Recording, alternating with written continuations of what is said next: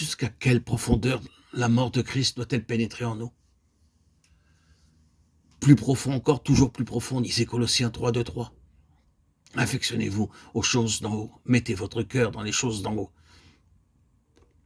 Et non à celles qui sont sur la terre. Car vous êtes morts et votre vie est cachée avec Christ en Dieu.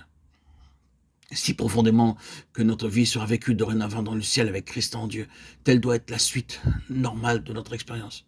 À mesure que la mort de Christ agit et retranche plus profondément en nous, la vie d'union avec lui doit se fortifier. À mesure que le péché cesse de régner sur notre cœur et que l'esclavage du tu dois faire ceci, tu dois faire cela, fait place à l'obéissance de l'amour. À mesure que l'âme est de plus en plus dépouillée de toute confiance en quoi que ce soit hors de Christ, ou insidieusement ajoutée à la perfection de son œuvre pleinement accomplie et achevée au calvaire. Le croyant alors découvre que sa vie est de plus en plus vécue dans le ciel. Les choses qui le troublaient descendent à leur vraie place. Et il ne paie plus la dîme de la menthe, de l'ânette et du cumin. Matthieu 23, 23. Tout en restant aveugle aux questions vitales qui concernent son salut.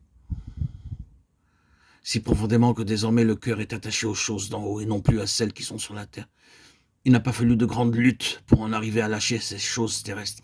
L'œuvre de mort de la croix les a retranchées de telle façon qu'elles aussi, soumises à la volonté de Dieu, sont en quelque sorte tombées. Elles ont simplement été mises à leur vraie place. Ainsi, nous voyons qu'une véritable communion avec Christ dans sa mort nous dépouille de tout fanatisme, de tous les extrêmes, de tout ce qui n'est que le produit de la chair et non de la vie nouvelle d'en haut. La lumière du ciel projetée sur les choses de la terre nous fait voir ces choses à leur vraie valeur et nous enseigne le chemin à suivre pour marcher selon Dieu dans l'esprit.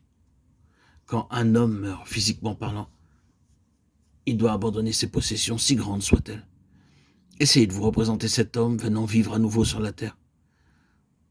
Ne croyez-vous pas qu'il envisagerait les valeurs sous un angle totalement différent et que tout aurait changé d'aspect à ses yeux? Spirituellement, c'est exactement ce que le plan de Dieu a prévu en identifiant le pécheur à son sauveur sur la croix.